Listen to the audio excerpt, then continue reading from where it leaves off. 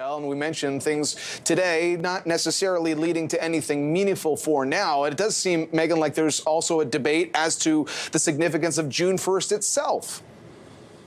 Right. Yes, there are some Republicans who are questioning June 1st and whether that is the actual X date or whether there's some additional time. This would allow them extra time to get a deal through the House and then ultimately through the Senate.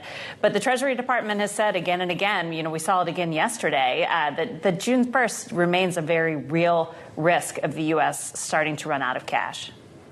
Right. And at the same time, Megan, the procedure to how they vote also makes that X date potentially even closer than we think. It seems like the House wants 72 hours for sure to vote on it. Does that mean the X date is actually like over the weekend now?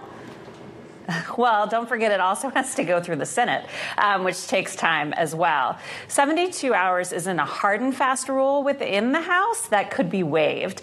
But Speaker McCarthy did promise conservatives, in his very lengthy campaign for the speakership in January, that he would abide by this to give lawmakers time to review legislation.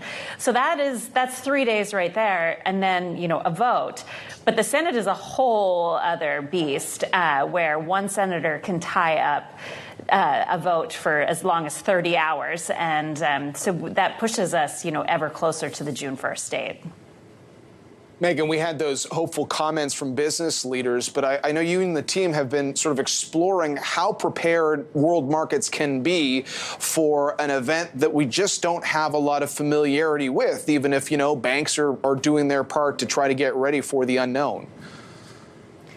Right. Well, we're hearing, war rooms at banks and other financial institutions. But this is uncharted territory should we ever default. The U.S., as you know, has never done that. And we're getting closer and closer to the brink. Probably the closest we've been in this situation with the most doubt was in 2011 when the U.S.